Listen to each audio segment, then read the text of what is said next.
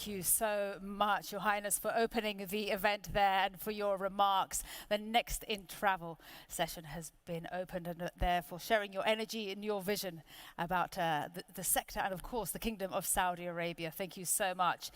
And yes, we have such an incredible lineup, and I will shortly be joined here on stage by President Felipe Calderón, the former president of Mexico, and also the new climate economy. Plus, we have Professor Jeffrey Sachs, a global climate champion and Columbia University professor, to discuss how we can inspire a sustainability revolution. I love that word, and I'm very pleased now to be joined on stage by both these gentlemen, President Calderón and Professor Sachs. Please join me on stage.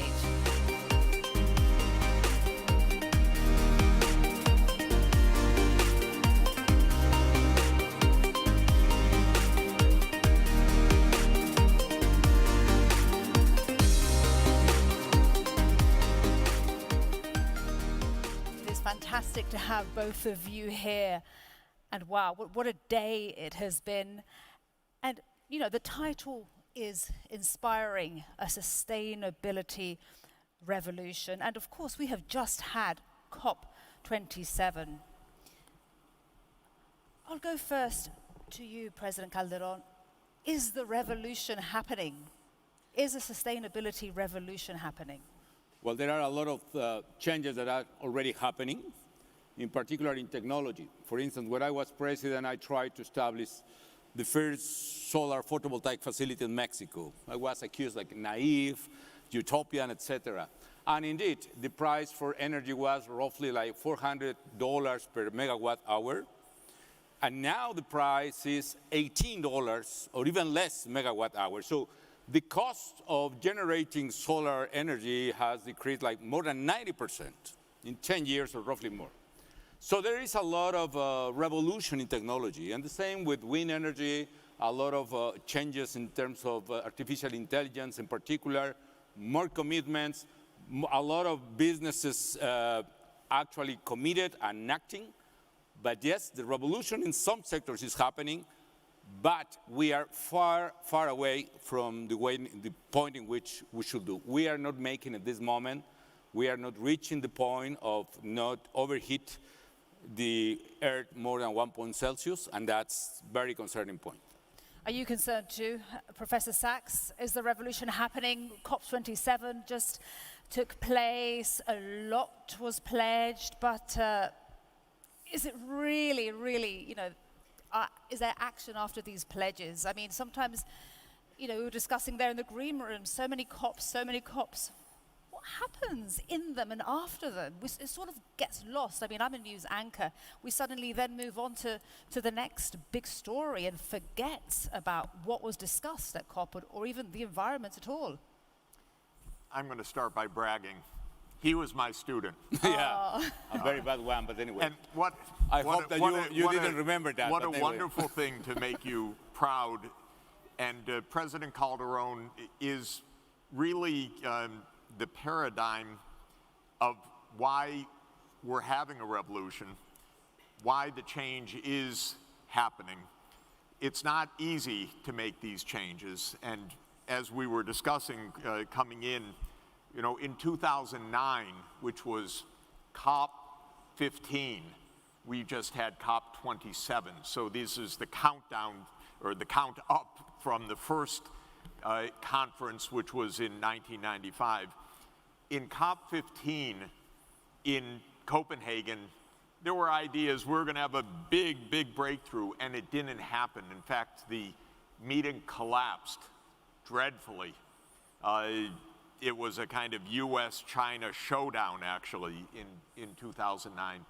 And President Calderón was the chair of COP16, and he put it back on track. So a round of applause, first of all. No, it's by my teacher. It's literally the case, because he listened and he heard what the different governments were saying, and he found a way to get people back at the table. And this is really what is happening throughout all of this. Changing the core of the world economy, how the energy system works or how the food system works globally, is not an easy thing. We have 193 countries. We have 8 billion people as of last week. We have a lot of differences of opinion, a lot of different levels of understanding. We have young people here who know the most, and thank you to the students that are here. We have, and then we have some aged leaders in my country and elsewhere who don't quite get some of the things they need to be getting from this because they didn't learn it in school. And so changing the direction is really hard, but we need to, because everywhere there's climate disasters, period. This is every day now we're seeing this someplace in the world. Absolutely. And as President Calderón said, the way to make the change is getting better and better and better. So there's no excuse now that it's too costly, can't do it, no pathway, and so on. And the one thing that I would say of COP27, it was 2 different meetings in Sharm el-Sheikh a couple of weeks ago. One meeting was the governments negotiating, and they made a little bit of an advance. But outside the hall were thousands of people with solutions, really good stuff, and lots of businesses, and not just greenwashing. Actually, here's our technology, here's what we can do, here's our investments. Lots of civil society. It was really hard to be cynical there, actually, because there was so much solution in the atmosphere. Inside the negotiations, the governments are too slow, that's for sure. But in the actual change in the world, we have to do it, and it is happening. That's great to hear that optimism. And a very quick question. Was President Calderón a good student? I'm sorry, that's off the record, excuse me. No? He passed. Yeah, well, it's an achievement. Oh? Obviously a superb one. He makes us so proud. No, Fantastic. I'm proud of you, Professor. Fantastic. And I just want to discuss something that was said here by the former Secretary General Ban Ki-moon earlier, yesterday. He said that there was no way that the 2030 goals will be implemented, or the 17 SDGs will be implemented by 2030. And I want to come back to you on this, Jeffrey. I know you work closely with Ban Ki-moon on this, but when you hear that, are you optimistic? Are you pessimistic? Or do you think, come on, no, we're going to find a way? What I have learned in life is you need to be realistic. So in the sense that we cannot ignore reality, but we cannot allow to be defeated by the lack of hope. It is clear that we are out of track completely. I mean, if we continue this track, if you continue this trend, we will be far away from the goal. We will be roughly, maybe, Professor, 2.5 or more than 3 Celsius degrees. And that implies incredible rise sea levels. We are seeing catastrophes everywhere related with extreme weather. You can see what is happening in Pakistan. Heat waves, for instance, in Europe, in America, everywhere. You know how many people died in 2019 by heat waves? 359,000.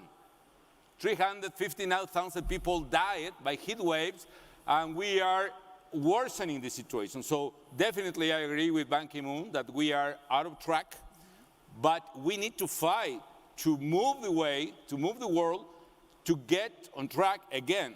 And one of the goals we have in Sustainable Tourism Global Center that we are creating with the support of several countries, mainly with the support of Saudi Arabian government, is how we can push the travel and tourism sector to reach the goal. How we can do that travel and tourism could reach to get net zero carbon at 2050 and even before. And if we got to do that, we can think that there is hope. And the other side is, regardless that we are out of that we need to push and push and push.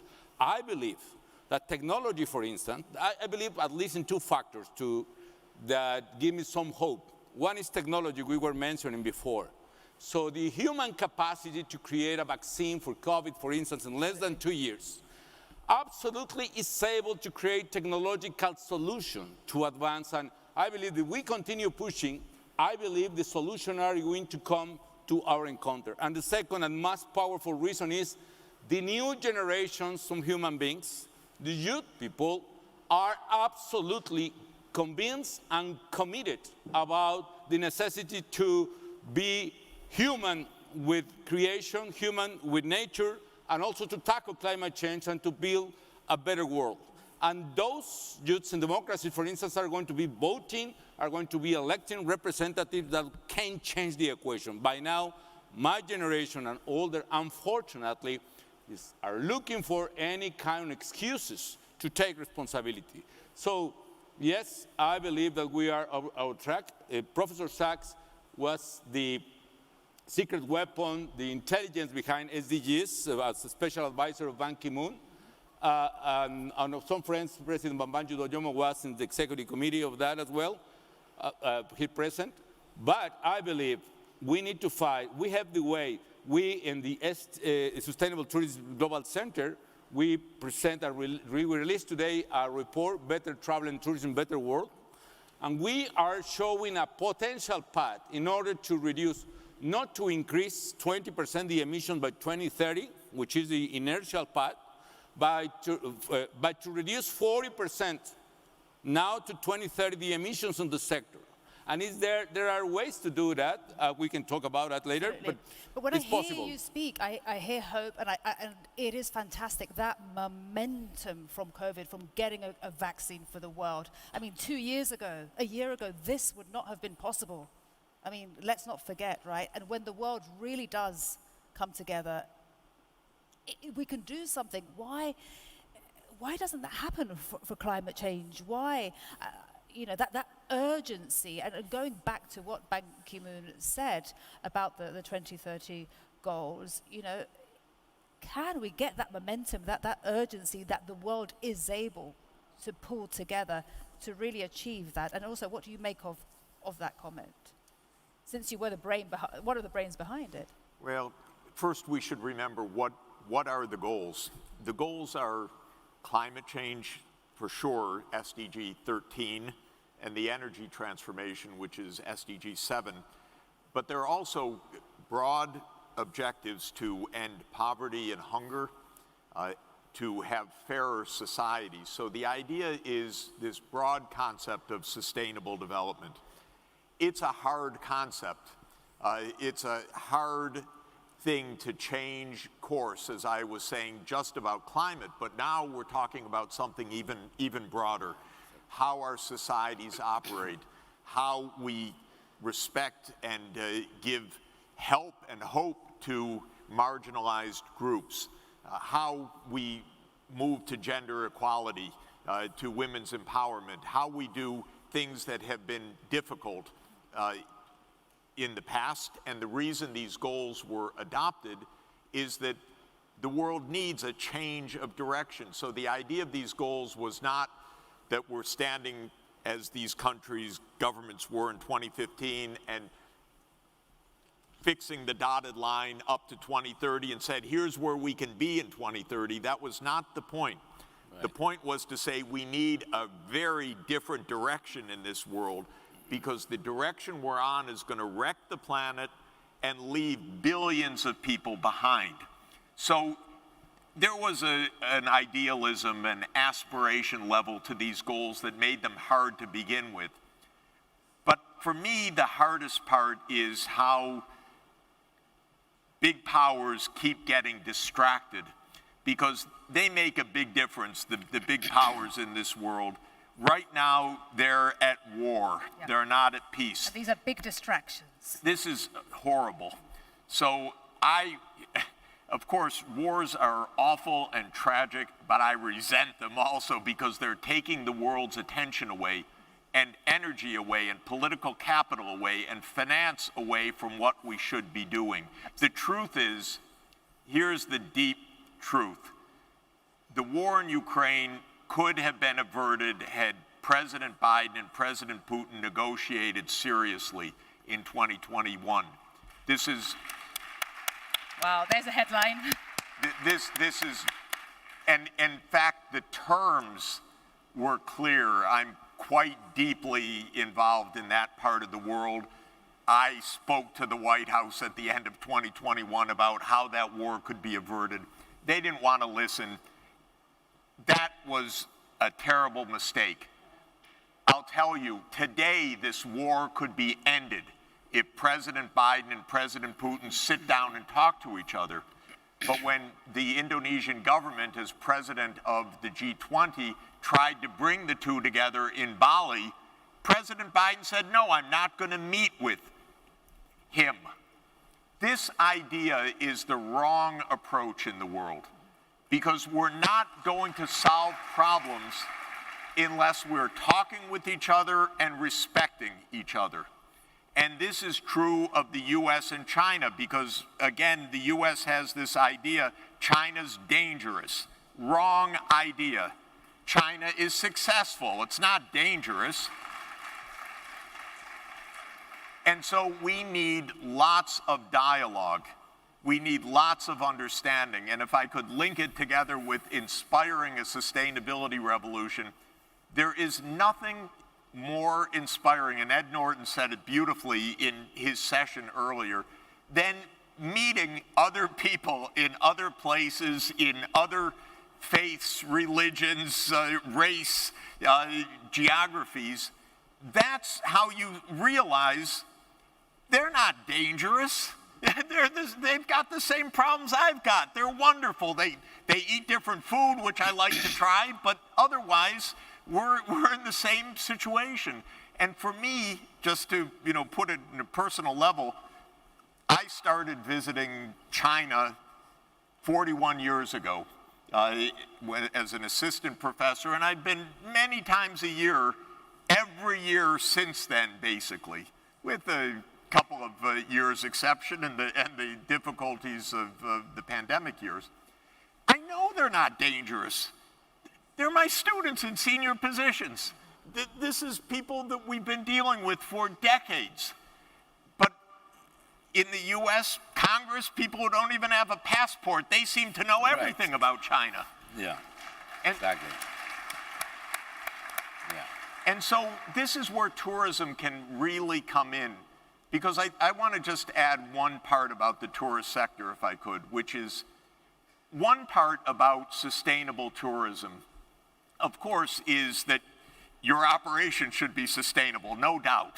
And don't wreck the environment that you're showing to the world and do many things. But the other part about sustainable tourism is inspire the world. Yeah. Because the tourist sites this is our heart and our identity and our way of understanding each other. And so this is really where tourism can, I think, change the world, not only by being green and clean itself, but by showing we're one world. Exactly. Come visit us. Come see us. Don't bomb us. Come have dinner with us. Right, this is a much better approach. Good. Absolutely. We have to keep speaking to each other. Thank you. We really have to keep speaking to each other. And you mentioned there, of course, that this war could have been averted. Fantastic point. I'm going to take my journalism hat off for a second and just continue on with the subject of sustainability. And, as a former president, there are distractions, of course. We're talking about, obviously, here the war in Ukraine. How do world leaders then still put and keep their attention and keep the climate change at the forefront of everything? Or is that impossible? And also, they've got economic growth, they've got poverty, inequality, domestic issues to tackle, but yet you've got the environment that can't wait, and it is more and more and every day on our doorstep. Well, definitely we can say distractions, but we can try to find, in the middle of this disaster, in the middle of this mess, some kind of opportunities. For instance, it is terrible that, well, it's not terrible for Saudi Arabia, but it's terrible for a lot of countries. This price is related with oil and other fossil fuels. However, it could be an opportunity, an economic opportunity to accelerate the innovation in renewables and really to create an economic environment to accelerate the revolution in that part, which is crucial to get the transition towards a new climate economy and a sustainable world. And I know, honestly, there are a lot of politics, a lot of blah, blah, blah in conventions, in COPs, in summits, in G20. Greta Thunberg, she uses that word, blah, blah, blah, for... Well, I chair the COP16, as Professor said, but also the G20 in Mexico. And honestly, you are seated, a lot of the speeches very well prepared for a wonderful staffs. But at the very end, you need to find a way in which you can connect with other leaders and try to understand what are his or her restrictions, his or her political restrictions, their interests. For instance, so we were talking before this conversation in the green room about China was blamed about the failure of Copenhagen. And yes, I believe that part, that China was guilty about that. I went to talk with President Hu Jintao, and like, politely I claimed to him, well, what's happened with China? My friend is, say, no, we are absolutely committed with environment. We are the country that are producing the largest renewable energy in the world, are reforestating the largest number of hectares in the world, etc. And that was true. So what happened? We don't want to be supervised by some country, an imperialist country like the United States or the UK. So, okay, it looks like interesting. Well, what about if you are doing all these things? What if you commit yourself to put your own commitment in a table and say, yes, of course, we can commit to increase the renewable energy, to increase energy efficiency, etc. And that's the origin of NDCs, national determined commitments. Without an imperialist, that's the language in politics as well, they were able to commit themselves, and a lot of developing countries, by the first time ever, put their commitments on the table, and that's the way in which we start to move the ball. And what is important, for China, for instance, I understood, the reputation is at the most. China appreciated a lot his own reputation globally. So, regardless, it was not a binding commitment, it was the expression at that time. Failing in their own words could imply a terrible cost for China. So you need to understand what are the incentives, the interests behind every single will. For instance, this part about, I absolutely agree that all the discussions in Sharm el-Sheikh, I was there some days ago as well. Yes, it's of course a question of justice. Developing and poor countries did not pollute, and they deserve payments, repairing, loss, damages, and justice, fair transition, yes.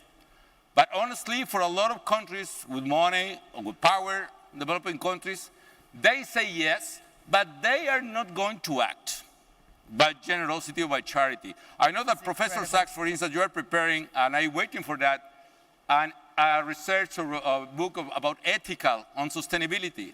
And I believe a lot of us could be moved by ethical or high value motives. But pragmatically, for a lot of countries, for a lot of people, for a lot of businessmen, there are not such motives. So we need pragmatical incentives, and that is possible to build. I love this subject. You know, okay, pragmatic incentives, and they make these pledges, and I sit there as a journalist, I watch these live broadcasts of these amazing pledges. We, X-country, I'm the world leader, I'm pledging to be net zero by 2070. I'm not going to be alive. Even the person saying that is not going to be alive. Even if it's not 2070, it's somewhere nearer. Is there somewhere? I mean, you mentioned reputation there of China or any other country. A lot of countries, by the way. A lot of countries, to really name and shame or to police them. If you're a company, or I say, this is my pen, I'm going to make 10 of these pens by the next conference in pink. This is my plan, I'm going to get this supplier. I give you a plan, I will commit to this. How do we even track that? You know, even as journalists or even as the members of the public, these pledges that are huge pledges that are made and not delivered.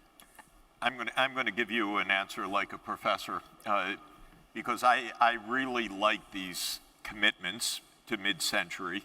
And in the Paris negotiations, I was interested in one thing, and I helped to get one line in that agreement, which is Article 4.19, which says that countries should submit long-term low-emission development strategies.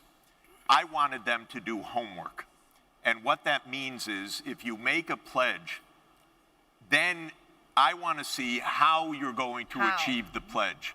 Because to me, so much of what is involved in this is not even bad faith, but no knowledge of what to do exactly. This is complicated. So what I really want, and what I spend a lot of my time on, and Patricia Espinosa so wonderfully led the UN Framework Convention on Climate Change for so many years, the Secretariat, and has been pushing and reporting and getting countries to abide by these commitments. I want to see, okay, you say you're going to do it by such and such date. Yeah. What energy sources are you going to use? Show us the grid. Show us what it's going to look like, because it's not so far away. This is not the unforeseen future. By the time you're done building, it's going to be 2050. Absolutely. So you can actually write down a business plan. Not precisely, it's going to change, it's going to evolve, but you need to say how you're going to get there. The truth is, a lot of governments don't know how to do it. Many governments don't want to do it. Politicians, the last thing they want to show is a specific path. And so, to my mind, as I say, that's the homework assignment. Because if we could get that done, governments would look and say, you know, it's not so hard. Actually, that's quite interesting. I could make a lot of money on that. Yeah, right. And then one thing to watch, this is very true for Saudi Arabia, for example, very true for the Gulf. One solution for this region, for sure, is to be the superpower of solar and hydrogen. No question. But then that means negotiating with Europe. We want guarantees that your markets are open, that we're going to be able to export green electrons to you, that we're going to be able to export hydrogen. Europe's not doing that yet. So then you start getting serious. Here's our plan, but we need to negotiate with you. Are you serious to let our clean energy, which will be the lowest cost in the world, power your economy? So this is where you get real, by actually doing the homework. That's my feeling. Absolutely. We have just over a minute to go, and I do ask for a tiny extension, if I may, for us. Just to say, of course, you know, this is such an important sector, the tourism sector. What can they do to help achieve those goals, to really look after our planet? Actually, and I know you've got this fantastic center, the Sustainable Global Center. Sustainable Tourism Global Center. We have a plan.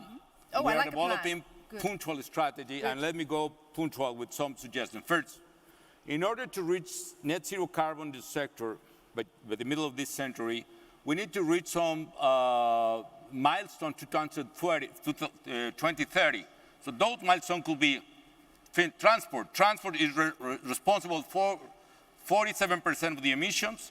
We need to be, in aviation, for instance, 15% on sustainable fuels. And that is absolutely possible by 2030. We need to decarbonize the fleet, for instance, for rental cars. So we need to have 85% of electric cars in the rental sector in the sector. Second point, facilities, hotel, restaurants, etc. We need to reduce, and it is possible to reduce, 50% of the emissions in the operational facilities. If we are able to change, for instance, the lamps using LEDs, if we are able to isolate perfectly the rooms, to retrofit the buildings, to use solar energy, not only we will reduce 50% the emissions, but also we can save a lot of money for operators, not only the big hotels, but especially SMEs, which are 80% of the sector. And you know, it has a payback. It pays back by itself in roughly 5 to 7 years. We need to protect and restore the land, especially mangroves, land and ocean, and it is possible to do. 4, we need to reduce consumption and do it in a better way. The next time you go to a buffet, think about the food you are wasting. 30% of the food in the world is wasted, and 12% is only in hospitalities. So we need to reduce that part. And we need to serve the communities with 0.5, and we'll end with that. Serving the communities imply all jobs in the sector needs to be formal by 2030. We need to protect nature heritage in those places, and we need to take care of the community. For instance, hospitalities and tourism travel sector could be responsible of garbage and water. So no one single kilo of garbage needs to be left in the community. You can recycle, you can treat the garbage, you can treat the water, and beyond that, you can serve the community, providing the knowledge, the human capacity that most of the mayors in the cities in the world, they have not it. So help the community, be responsible, decarbonize transport, decarbonize hospitality, protect and restore lands, and it is possible. We will do it if we have the support of the sector. Fantastic. That is a great plan, a great message to end on. Thank you very much indeed. President Felipe Calderón, I'm going to give the last word to you, Professor Sachs.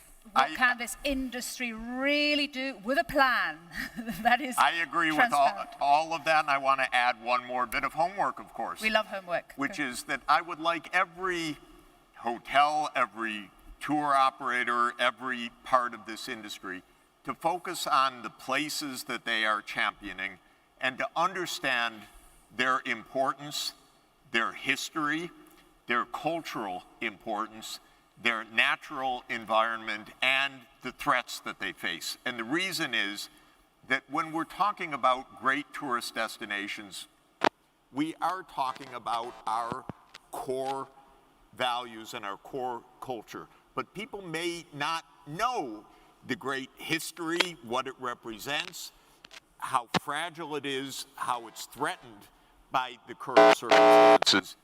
And I think that the goal of protecting this heritage, which is at the core of our tourist industry, beautiful places, places of historical importance and cultural importance, the understanding of the protection of that will be a profound inspiration. That's inspiring the revolution. And if we can, when people arrive at a hotel room, if they can see a little bit, here's where you are and why you are here, remember, and here's the history, and here's the environment that you're going to see, I think will help everybody to understand how meaningful this agenda is and how really the cooperation is absolutely what we all need to achieve what we're aiming for. Fantastic. Professor Sachs, thank you very much indeed. Ladies and gentlemen, what an honor, what a fantastic conversation to hear from these two really inspiring gentlemen and minds on inspiring a sustainability revolution. President Felipe Calderón, Professor Jeffrey Sachs, thank you so much. Shukran jazilan. Thank you to all of you. Thank you so much. Thank you. Fantastic to have you. Thank you so much. Muchas gracias. Muchas gracias. We could have continued forever. Thank you.